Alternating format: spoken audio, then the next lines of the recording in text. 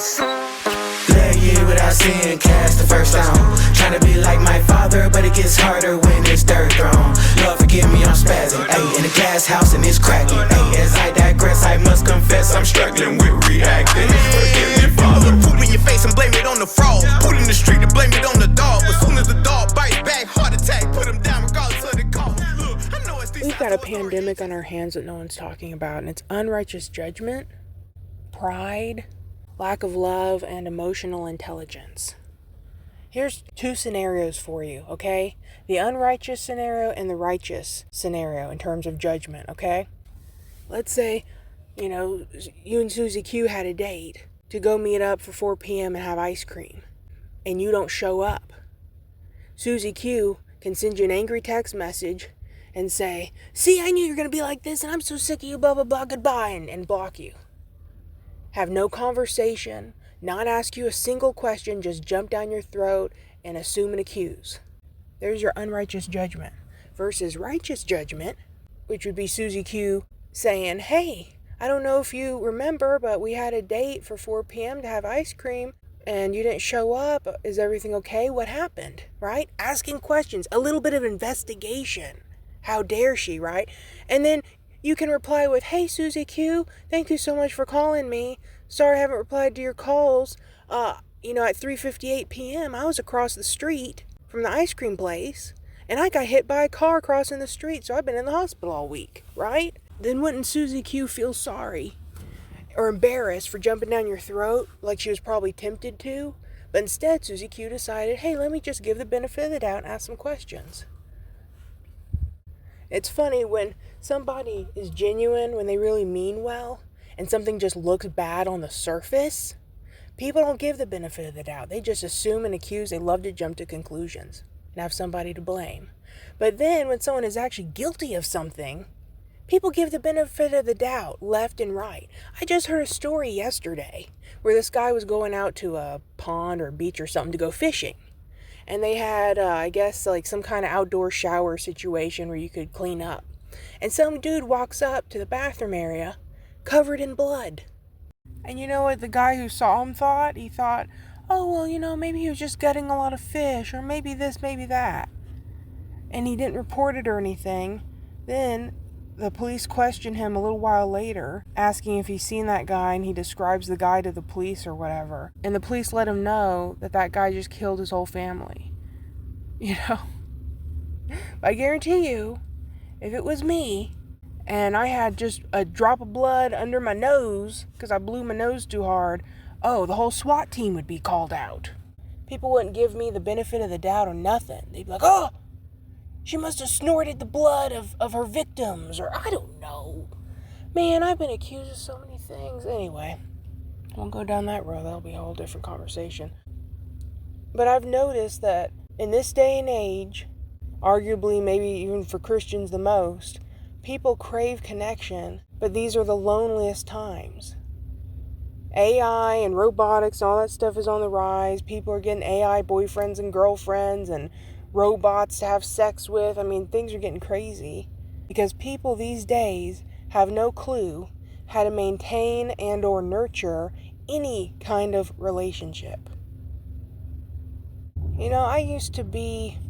I don't really know what to call myself. I don't think I was desperate, but I probably came off that way where, I wanted to be friends with everybody, and if someone was my friend, it was a big deal. And, I thought we were going to be friends forever. I imagined our whole lives going by. We'd go to college together, and then we would be roommates, and then we'd get married and get pregnant at the same time, and our children would be like brother and sister, and then we'd be in the same old folks' home together. All that would go to mind when it came to me having friends. And then when I'd have a friend unrighteously judge me or their parents or whatever, and I couldn't be friends with them anymore, it ought to have killed me. It ought to have killed me. When it came to certain people, it took me years to just barely start to get over it. Every day my heart was broken over losing a friend that maybe I only knew for 1 or 2 or 3 years, but it was like someone trying to rip me in half. It hurt so bad. But after dealing with that so many times and being stabbed in the back and you name it, now I'm more desensitized, I guess, maybe for lack of better wording, but it's a good thing. In most ways, being desensitized is bad, but in some ways it's good. And in this case, it's good because it doesn't rip me apart every single time someone I thought was close to me ends up abandoning me, betraying me, jumping down my throat over stuff that they're judging unrighteously or what have you.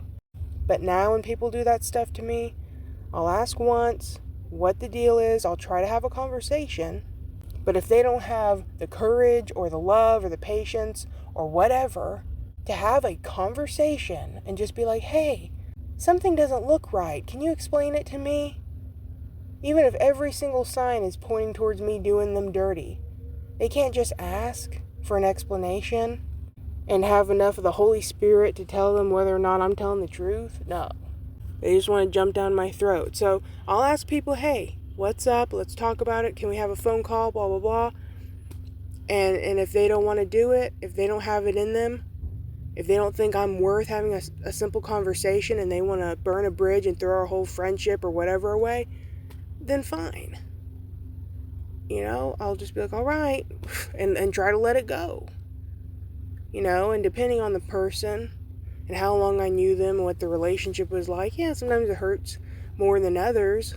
But I tell you what, it don't hurt like it used to. Might sting a bit for a moment, maybe a few days or something, but I don't have time to be hung up on people who don't really have that much love and care for me. Because if you really cared and you really loved the way that you proclaim, then you would have a simple conversation. You have no idea how dirty I've been done in my life. And even when everything looks horrible on that person's part, I still will ask questions. Like there are a lot of people where it seems like every sign is, well, this person's trying to, get the angle on me, or they're manipulating me, or whatever. And maybe that is what it turns out to be, but you know what? I would rather give someone the benefit of the doubt too much than to have anyone feel the way I feel and to be put through the crap I've been put through. Because it's just awful. You're like 1 minute, oh, you're my best friend. Oh, I care about you. Oh, I'm sorry about what you're going through. I want to help. I want to be there for you. I'm not going to treat you like other people. Oh, I'm different from other people, blah, blah, blah. And all of a sudden, when I'm going through it, and maybe, not everything's going the way you want it to go, and you discover that I'm a human being and not a robot, shocker, you just flip the other way and jump down my throat and treat me like garbage. You know what? Fine.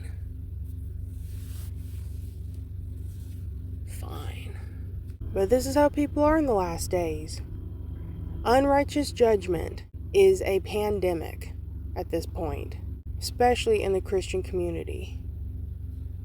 The Bible talks about us shunning people and having nothing to do with certain people, but Christians don't even investigate to make sure that is the case with somebody.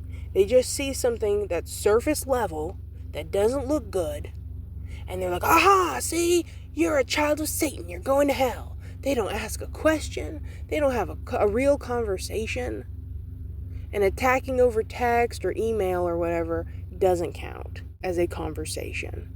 If you're able to come hang out and have coffee with me every week, or you're able to be calling me every day or every week or whatever, and we can talk on the phone about nonsense, then when it comes to something important, when there's a misunderstanding, and you're thinking, well, hey, maybe she's not who I thought she was, or, maybe she's this way or that way, that is definitely the time to have a real conversation, in person preferably, or at least over the phone.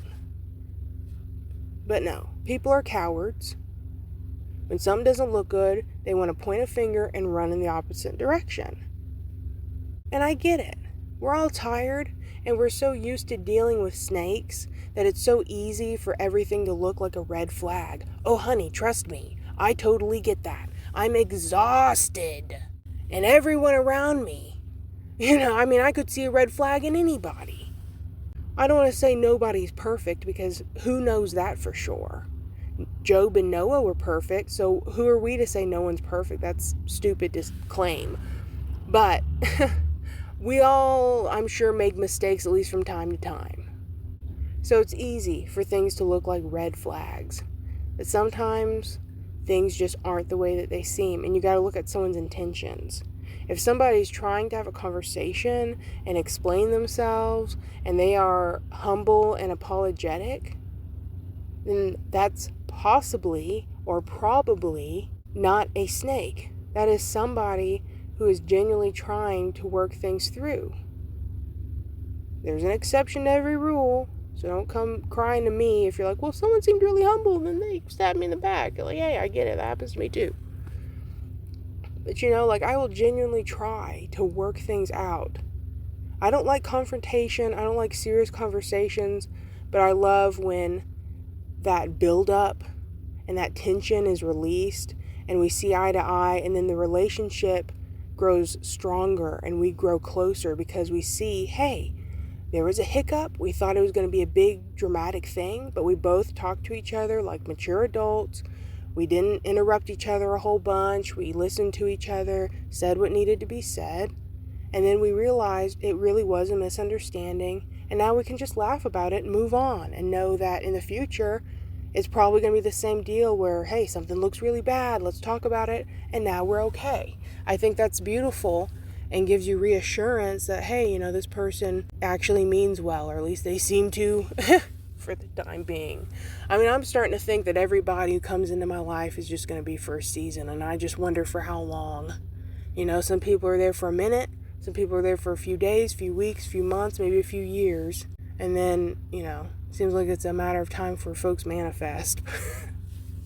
So I'm really past the point of complimenting people and being like, you're a real Christian, you're a real friend, you're different, oh, you're this, you're that. Because usually as soon as I say that, they prove themselves to be just like everybody else. And it's like, how come you held on for 20 years, seeming so genuine, and then after 20 years I finally compliment you and think I know who you are, and then you stab me in the back the next day? That's how it goes, man. World makes no sense.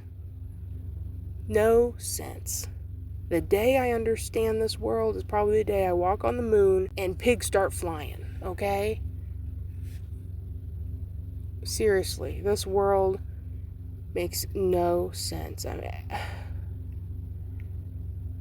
sooner Jesus Christ returns, the better. I wish I could just fast forward to 30 seconds before Christ returns. Just enough time to get myself comfortable and look up. Sheesh, tell you what, man.